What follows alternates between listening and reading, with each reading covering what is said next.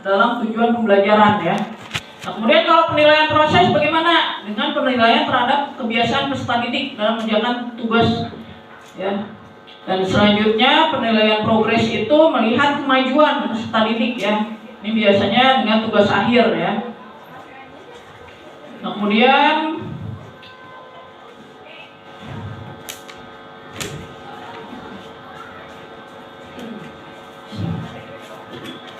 di sini saya mau kasih lihat contoh RPP yang saya buat ya.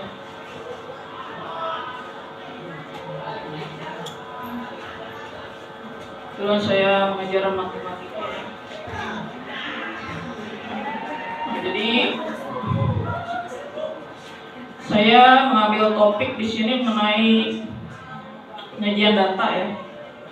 Jadi kompetensi awalnya itu memahami konsep hubungan antara data dengan penyajian tabel, diagram garis, diagram batang, dan diagram lingkaran ya.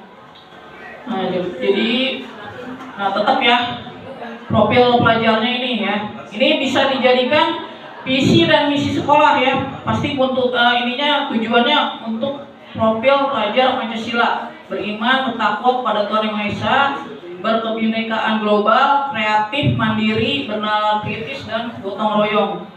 Nah, kemudian sarana prasarananya yang ada di sekitar sekolah ya. Kemudian secara tatap muka, tujuan belajarnya ya. Nah, kemudian tadi saya mengatakan ya, murid yang memahami keseluruhan tahapan pengelolaan sederhana itu nextnya ya. Kemudian ini yang diferensiasi proses ya dalam pengerjaan tugas ya. Ada yang mandiri ya, ada yang masih butuh bantuan ya, atau mendapatkan pembelajaran eksplisit, atau masih butuh scaffolding dari kita ya, butuh bantuan dari kita. Nah, kemudian ada diferensiasi produk tadi ya dalam mengerjakan tugas ya. Nah, jadi sebenarnya sama aja ya. Pertama berdoa, kemudian kita melakukan refleksi pembelajaran sebelumnya ya. Kemudian kita bacakan tujuan pembelajarannya, kemudian ini intinya kita masuk ya. Masuk memberikan materi, sebenarnya materinya sama ya, antara visual, auditori, dan kinestetik ya. Nah, jadi kita bisa menyajikan materi dalam bentuk gambar ya, kemudian video dan lembar kerja ya. Kemudian pemetaan kebutuhan gaya belajar di sini. Kemudian ya hampir sama sebenarnya semuanya ya. Cuman yang itu perbedaannya kita mengelompokkan dan memberikan tugas pada siswa ya. Nah, itu mungkin seperti itu Bapak Ibu. Ya, karena Bapak Ibu insya Allah lebih senior dari saya dan ilmunya lebih dari saya. Jadi mohon maaf apabila ada yang kurang dari apa yang saya bawakan ya. Terima kasih. Assalamualaikum warahmatullahi wabarakatuh.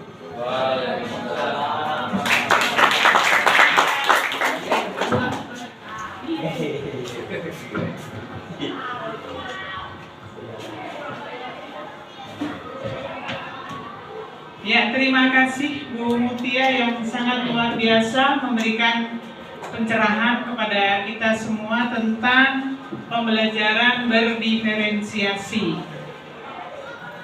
Nah,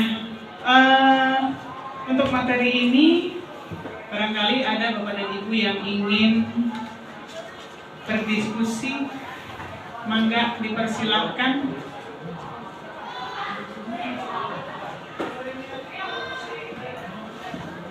Atau mungkin Bapak dan Ibu ingin melihat langsung bagaimana sih menerapkan pembelajaran dengan berdiferensiasi. Kita buat kelompok aja tuh Bu. Buat kelompok per mapel begitu. Udah gitu dipraktekkan ke kelompok. Gimana Bu? Buat tugas besok juga. Oh iya boleh. Tapi mungkin sebelum ke sana mungkin kita tampilkan dulu ya. Kita tampilkan pembelajaran berdiferensiasi. Atau mungkin saya bisa menampilkan dari teman yang lain gitu ya. Kemudian nanti kita kasih tugas, karena nanti mungkin akan disampaikan apa sih yang isinya tentang pembelajaran berdiferensiasi itu. Karena nanti untuk Bapak dan Ibu Kepala Sekolah mungkin akan melakukan supervisi. Nah, supervisi itu kan nanti ada lembar supervisinya apa saja yang akan kita nilai dalam lembar supervisi itu ketika Bapak dan Ibu guru kita melaksanakan pembelajaran. Setuju ya? Setuju Bu. Berarti tidak ada yang bertanya ternyata Bu Muti. Oke. Mungkin udah mau pulang kali Bu. Iya. Oh, Pak Tang mau tanya Mangga silakan Pak Tang. Suara saya cukup kerasa kedengaran. Saya baru tahu ya, tapi memang hanya karena nggak mengerti. Tadi kan kita harus, kalau menurut saya kalau anak itu aneka ragam kemampuan udah pasti. Ada yang visual dan sebagainya lah yang tidak masalah. Kemudian di sana kan, jadi kita itu harus mengajar itu mulai perencanaan, pelaksanaan itu harus sesuai dengan pemetaan. Ribet amat menurut saya gitu. Kapan pemetaannya, kapan belajarnya gitu. Enggak Pak, maksudnya sebenarnya pembelajaran ini sama. Cuman kita mengelompokkan siswanya. Udah gitu kita variasikan materi apa yang kita ajar itu antara video, gambar dan apa yang kita terangkan gitu. Maksudnya gini, pertanyaan dulu saya. Ibu kan mengajar itu dari perencanaan itu udah dipetakan anak itu kan. Mulai tadi saya lihat, jangan dulu, tadi saya lihat. Ada anak yang belum memahami, ada anak yang sudah sebagai, nah gitu kan. Terus juga dipetakan berdasarkan ada yang kemampuannya itu visual, ada. Nah itu berarti kan harus ada pra dong kalau begitu. Kalau kita langsung ajar rencanakan aja, kapan kita tahu kemampuan anak itu bahwa ini, kalau saya gitu. Ya, maksudnya setiap guru harus punya data Pak. Maksudnya jadi harus data dari, misalnya dari tadi kita lakukan assessment diagnostik ya. Gak usah ribet-ribet Pak, Bapak di kuisis aja udah ada soal itu. Jadi kita tinggal itu ngambil dari situ, nanti kita ketahuan dari situ ya. Mana anak ini, kalaupun Bapak nggak mau buat Google Form ya, atau kita bisa tahu data dari wali kelas sebelumnya, dari hasil rapot mereka atau dengan konsultasi mereka kita buat catatan nih. Nah berarti di kelas ini tuh yang kita kelompokkan setiap pembelajaran kita itu ini anaknya, itu yang audio, ini anaknya yang visual, ini yang kinestetik itu Pak. Seperti itu. Dan itu berlaku di semua kelas. Kalau ibu ngajar 9 kelas, Iya. harus tahu semuanya. Yang mau saya ribet itu Bu. Ya guru-gurunya bagus maksudnya. Jadi gini Pak ya, di SMA aja sekarang sudah diterapkan, udah kayak SMK gitu Pak. Udah ada misalnya, jadi mereka itu disuruh magang di hotel. Jadi ada yang ininya ke pariwisata gitu loh, maksudnya tapi dia terus ada lagi yang ke itu pada SMA ya, SMA di Sentul ya, SMA negeri.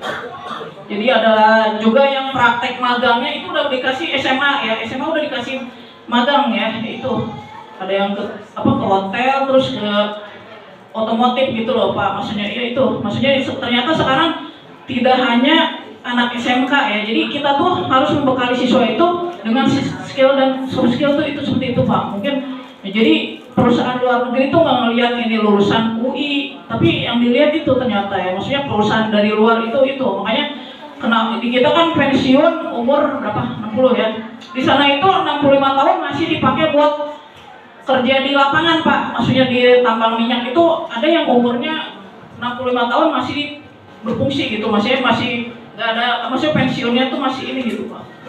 Mungkin itu yang kita, kalau kita lihat ya, kalau mungkin yang diadopsi dari pembelajaran luar itu, kurikulum merdeka itu mungkin ngadopsi sedikit banyak dari luar itu ya. Jadi di luar negeri itu anak dari kecil itu udah ketahuan dia bakatnya kemana, nah itu diarahin ke kelas itu, maksudnya nggak ada hubungannya dengan itu gitu loh. Makanya kalau misalnya Bapak di luar negeri nih pindah bawa anak ya, anak Bapak di sana kelas 12 ya, pindah ke Indonesia, itu turun Pak kelasnya. Jadi karena standar di kita tuh terlalu tinggi, pelajarannya tuh terlalu banyak yang dipelajari. Beda kayak di luar negeri itu udah diringkas gitu loh.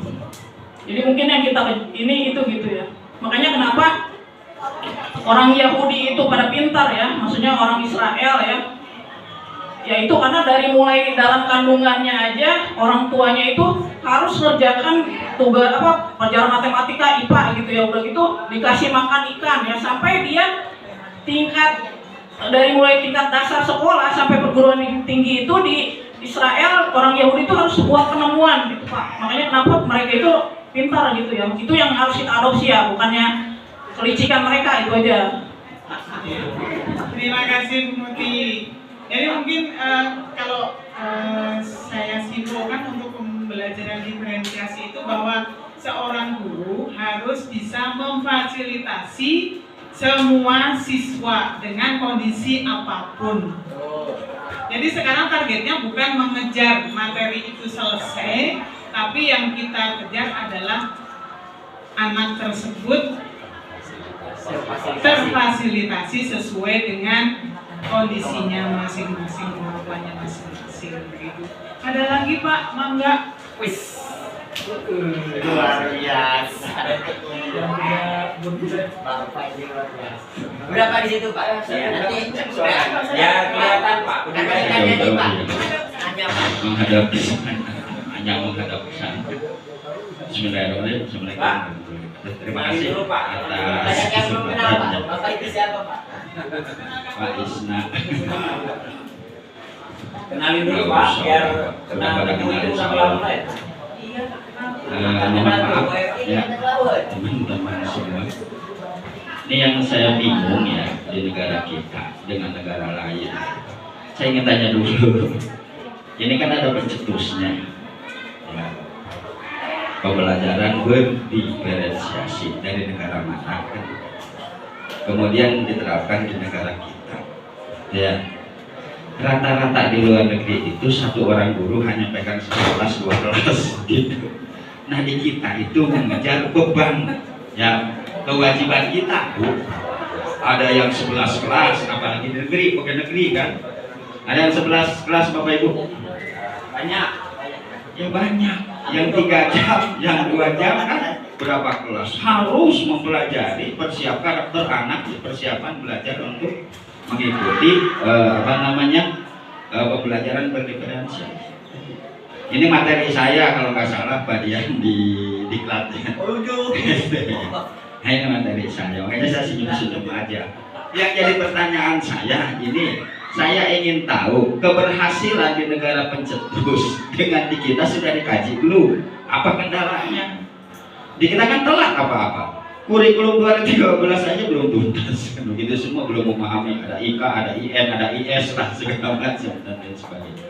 Nah saya ingin gambaran saja, ya Bu, di negara mana ini pencetusnya ada, kalau nggak salah siapa tuh namanya ada kan ya, begitu untuk pembelajaran berdiferensiasi ini. Kemudian keberhasilannya sejauh mana di negara itu dibandingkan diterapkan di negara kita yang notabene tadi mengejar kewajiban beban belajar, beban mengajar kita kan begitu ya. Nah itu beda Bu, kalau kita bertanggung jawab terhadap 20 orang dengan 100 orang beda bebannya. Tambah banyak ya hutang-hutang kita juga, pikirin juga hutang. Nah seperti itu ya begitu kan. Seperti itu Bu, saya hanya ingin tahu saja ya keberhasilan di negara yang pencetusnya juga siswanya yang dicontohkan seperti apa diterapkan di negara kita yang notabene rata-rata guru itu yang sertifikasi minimal harus berapa jam Bu? 24 jam, dan rata-rata lebih dari itu. Saya pernah juga ngajar 33 jam bahkan 39 jam, ripuh kita melajari budak sampai ketika lulus apa ngarana gitu ya, karena saking banyaknya. Nah itu saja Bu ya. Apakah di kita itu ada kendala atau tidak kalau diterapkan seperti ini dari sisi kewajiban untuk mengajar? Terima kasih. Wabillahi taufiq wal hidayah. Wassalamualaikum warahmatullahi wabarakatuh. Mungkin kalau saya perhatikan ya, pendidikan kita itu walaupun tingkat materi pelajaran itu lebih sulit ya, tapi masih tertinggal ya Pak ya. Nah itu ya, mungkin apalagi sekarang di grup kemarin sekolah negeri itu tidak boleh menerima lagi honor. Nah sekarang kebayang nggak Pak, makin beban kerja PNS itu makin berapa jam itu ya, maksudnya itu ya. Nah itu yang harus kita benahi, maksudnya mungkin solusinya itu ganti presiden, ganti kurikulum, itu aja. Iya maksudnya ganti kebijakan gitu loh. Saya juga bingung ya, maksudnya kita nggak bisa, apalagi yang kemarin ya Pak ya, yang tes P3 kemarin itu yang ngambil yang ke SD itu semua jurusan, gak hanya dari PGSD. Yang dari PGSD paling 1-2 orang gitu. Jadi semua jurusan itu juga prihatin, maksudnya sedih ya buat yang ambil jurusan PGSD udah dicaplok duluan sama yang jurusan lain. Iya. Nah itu ya mungkin kalau kayak gitu larinya ke kebijakan juga. Ya maksudnya Bapak ngajar berapa kelas. Nah itu apalagi ditambah tidak boleh lagi menerima honor ya. Makanya miris banget gitu ya, maksudnya itulah maksudnya saya juga bingung, apalagi dengan kita kan ada Undang-Undang 45, ingat ya Pak, pasal 28 ya, kebebasan berserikat, berkumpul, mengeluarkan pendapat dan lisan ya. Nah sekarang kita kalau mau apa-apa juga takut ya nggak, di media sosial, maksudnya mau speak up aja, mau bikin konten aja. Nah itu ya maksudnya, nah itulah yang pengen saya dobrak itu ya, maksudnya dengan undang-undang itu tuh kita maksudnya jangan kebebasan ekspresi kita itu dibungkam dengan undang-undang itu ya, maksudnya buat apa ada undang-undang nomor 28 ya udah 45 ya. Nah itu tapi kebebasan kita itu. Nah itu. Jadi kalau misalnya membandingkan udah pasti ya, kita walaupun tingkat pelajaran kita tinggi tapi pendidikan kita jauh Pak. Iya maksudnya jangankan jauh-jauh dari Malaysia aja ya. Siswa Malaysia itu udah bahasa Inggris udah ini, tapi sedangkan di kita pelajaran bahasa Inggris berapa tahun yang lalu udah mau dihapusin ya Pak ya. Gimana generasi kita jago bahasa Inggris ya. Terus TIK tahun berapa tahun yang lalu dihapusin. Terus pelajaran pendidikan lingkungan hidup dihapusin juga. Apakah ini hubungannya dengan LSM yang suka mendemo gitu ya? Nah itu kan LSM itu ya soal limbah segala macam. Nah ya itu ya. Saya juga bingung, maksudnya mungkin iya pengen speak up, tapi bagaimana kita seorang guru tuh terkungkung dengan peraturan ya. Itu aja Pak Jumlah saya. Iya, terima kasih Bu Mutia. Ya berarti semuanya bingung ya Pak ya dengan kondisi sekarang ini. Kita yang ada di bawah itu kita bisanya hanya semua apa yang menjadi kebijakan kita yang harus melaksanakan. Baik, terima kasih. Ada lagi? Cukup? Oke. Terima kasih Bu Mutia. Tepuk tangan sekali lagi untuk Bu Mutia. Oke, yang selanjutnya mungkin ada tambahan sedikit dari Bu Iis tentang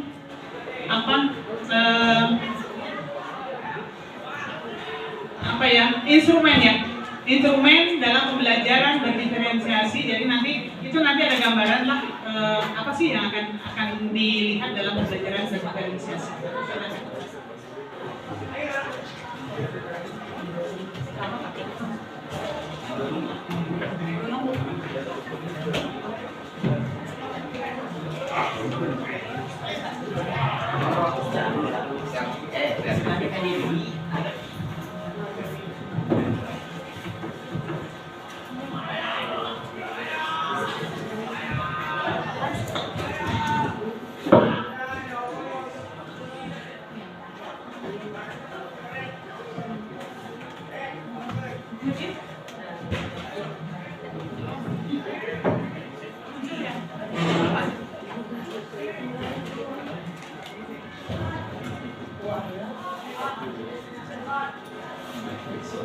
Baik, terima kasih atas kesempatan yang sudah diberikan. Bapak Ibu mungkin sedikit menambahkan untuk RPP-nya nanti nggak usah bingung ini diferensiasi atau tidaknya. Yang membedakannya adalah nanti ketika kita melaksanakan.